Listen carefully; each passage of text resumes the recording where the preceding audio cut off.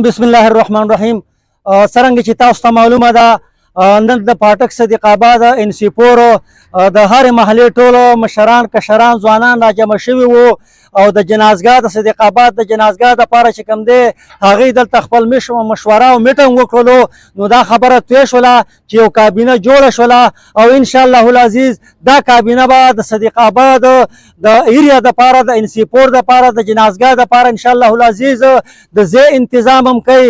دا کابینه به انشاءالله صدیق آباد کې اووه شاتش مساجد دي، د هغې مساجدو د مشرانو سره چې کومه دی هم ملاقاتونه کوي، مشورې به ترې اخلي. دلته موږ دا توقع ده چې د چا د کومو خلکو دلته ځمکې دي د هغو سره به ملاقاتونه دا کابینه کوي.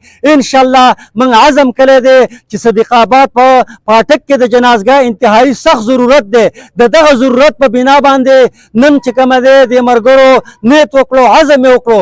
انشاءالله العزیز زما امید د خپل رب نه دی چې الله به دا جنازګاه هم برابروي، الله به دې دپاره ځای هم ورکوي او الله به وجود هم ورکوي. په دې وجه زما خو د صدیق آباد عوامو ته هم د صدیق آباد د عوامو نه علاوه نور چې څومره مخیر حضرات دي په باجوړ کې دي، د باجوړ نه بهر دي، تاسو ته پته ده دلته ځمکه ډېره زیاته قیمتي ده، په کروڑونو روپۍ باندې دړۍ ده. نو دا صرف د دې غریبو خلکو د وس خبره نه ده.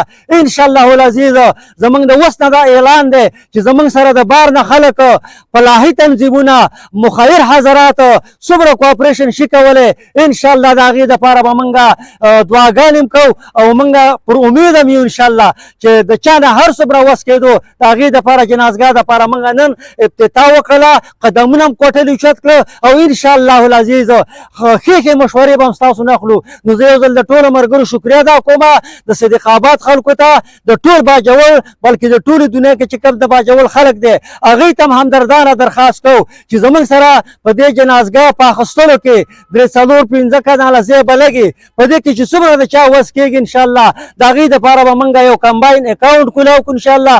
هغې ته به بیا ملګري خپل دغه کوئ او د الله نه امید ده چې دا به الله کوي د خیره انشاءالله.